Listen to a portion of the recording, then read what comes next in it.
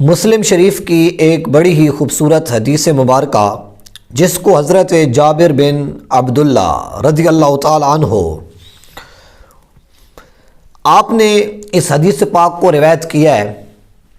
آپ فرماتے ہیں کہ اللہ تعالیٰ کے محبوب نے ہمیں ایک قافلے میں بھیجا ایک لشکر کے ساتھ مقابلہ کرنے کے لیے، تو ہمارا جو نگران تھا، ہمارا جو کمانڈر تھا حضرت ابو عبیدہ بن الجراح رضی اللہ تعالیٰ عنہ، وہ آپ کو مقرر کیا گیا۔ آپ کو مقرر کر کے اللہ کے محبوب نے ہمیں بھیج دیا اور ہمیں ساتھ ایک بوری کھجوروں کی عطا فرمائی۔ تو چونکہ وہ ایک مشکل سفر تھا، ہم اس میں چل رہے تھے، حضرت ابو عبیدہ ہمیں روزانہ کی جو ہے نا وہ ایک کھجور عطا کرتے تھے۔ جب ہمیں ایک کھجور ملتی تھی تو ہم سے یہ پوچھا گیا کہ آپ ایک کھجور پر پورا دن کیسے گزارا کر لیتے ہیں؟ تو عرض کیا گیا کہ جب ہمیں وہ کھجور ملتی تھی تو ہم اس کو چوستے تھے جیسے کہ بچے چیزوں کو چوستے ہیں، پھر اس کے اوپر سے ہم پانی پی لیتے تھے، تو اس طرح ہمارا شام تک گزارا ہو جاتا تھا۔ اور بعض اوقات یہ بھی ہوتا تھا کہ ہمارے پاس جو نیزے تھے، ہم ان سے درختوں کے پتے جھاڑتے تھے۔ جب وہ پتے زمین پر گرتے تھے، ہم ان کو اٹھاتے تھے اور پانی میں تر کر کے، پانی میں بھگو کے ان پتوں کو کھا لیتے تھے۔ فرماتے ہیں کہ ایک روز ہم ساحل سمندر پہ پہنچے تو ہم نے دیکھا کہ ریت کے ٹیلوں کی طرح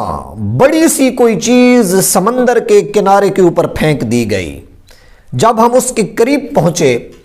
تو ہم نے دیکھا کہ وہ ایک جاندار تھا جسے عنبر کہتے ہیں، یعنی کہ وہ ایک مچھلی تھی۔ تو حضرت ابو عبیدہ آپ نے جب اس کو دیکھا تو ارشاد فرمایا کہ یہ مردار ہے، یعنی اس کے کھانے سے روکا۔ پھر کچھ دیر کے بعد حضرت ابو عبیدہ خود ہی فرمانے لگے، چونکہ ہم اللہ کے رسول کے بھیجے ہوئے ہیں اور ہم نے اللہ اور اس کے رسول کی خاطر اپنے گھروں کو چھوڑا ہے، جہاد کے لیے ہم نکلے ہوئے ہیں، تو یہ جو آپ کے پاس جانور آیا ہے آپ اسے کھا لیں، یہ آپ کے لیے حلال ہوگا۔ حضرت جابر بن عبداللہ رضی اللہ تعالیٰ عنہ آپ ارشاد فرماتے ہیں کہ وہ جو جانور تھا، وہ جو مچھلی تھی، وہ اتنی بڑی تھی کہ اس کی آنکھوں کے جو حلقے تھے ان میں سے جب ہم چربی نکالتے تھے تو ہم گھڑوں کے ساتھ ان میں سے چربی نکالتے تھے، اور اس کے جب ہم گوشت کے ٹکڑے کاٹتے تھے تو ایک ایک ٹکڑا اتنا بڑا ہوتا تھا جیسے کہ ایک بیل ہوتا ہے۔ اور حضرت ابو عبیدہ نے 13 آدمیوں کو پکڑا اور اس کی آنکھ کے ایک حلقے کے اندر، ایک گڑھے کے اندر ان کو بٹھا دیا اور اس میں وہ بآسانی آ گئے۔ تو آپ اندازہ کریں کہ جس مچھلی کی آنکھ اتنی بڑی ہے کہ جس کے گڑھے کے اندر، جس کے حلقے کے اندر 13 آدمی آسانی سے آ رہے ہیں، اس کی جسامت اور قد و قامت کا کیا عالم ہوگا۔ تو صحابہ کرام اس کا گوشت بھی کھا رہے تھے اور اس سے اپنی جو صحت ہے، جو ان کو کمزوری لاحق ہو چکی تھی سفر کر کر کے، اور پتوں پہ اور چند کھجوروں پہ گزارا کر کر کے جو وہاں پہ پہنچے تھے، تو اپنی اس بھوک کو، اپنی اس تھکاوٹ کو مٹانے کے لیے وہ اس مچھلی کے گوشت کو استعمال کر رہے تھے۔ آپ فرماتے ہیں کہ ہم نے اس کو کھایا حتیٰ کہ ہمارے جو جسم تھے وہ دوبارہ بحال ہو گئے، ہم موٹے ہو گئے۔ اور آپ فرماتے ہیں کہ اس کی جو ایک پسلی تھی، جب اس کو کھڑا کیا گیا تو ایک اونٹ کجاوے سمیت جس کے اوپر سامان لدا ہوا تھا وہ اس پسلی کے نیچے سے گزارا گیا تو وہ اونٹ بآسانی سے اس کے نیچے سے گزر گیا۔ آپ فرماتے ہیں کہ جب ہم وہاں سے واپس پلٹے تو 1 مہینے تک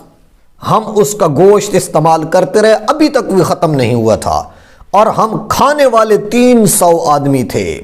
یعنی 300 بندوں نے 1 مہینے تک ایک ہی مچھلی کو کھایا، پھر بھی اس کا گوشت ختم نہ ہوا۔ آپ فرماتے ہیں کہ ہم نے گوشت کے چند خشک ٹکڑے اپنے ساتھ لیے اور مدینہ شریف واپس پلٹ گئے۔ جب ہم حضور کی بارگاہ میں پہنچے تو ہم نے اللہ کے محبوب کو یہ سارا ماجرا سنایا، ساری بات سنائی، تو حضور نے ارشاد فرمایا ہوا رزق اخرجہ اللہ لکم، کہ وہ رزق تھا جو اللہ نے تمہارے لیے بھیجا تھا۔ حضور نے اس مچھلی کے گوشت کو طلب فرما لیا کہ ہم بھی وہ کھانا چاہتے ہیں،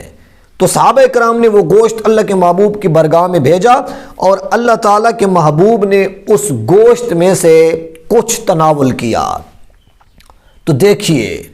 اللہ تعالیٰ کی راہ میں نکلنے والے، اس کی راہ میں چلنے والے جو اللہ اور اس کے رسول پہ بھروسہ کر کے نکلے تھے، اللہ تعالیٰ نے کیسے ان کو غیبانہ رزق عطا فرمایا۔ تو اے لوگو، جو دین اور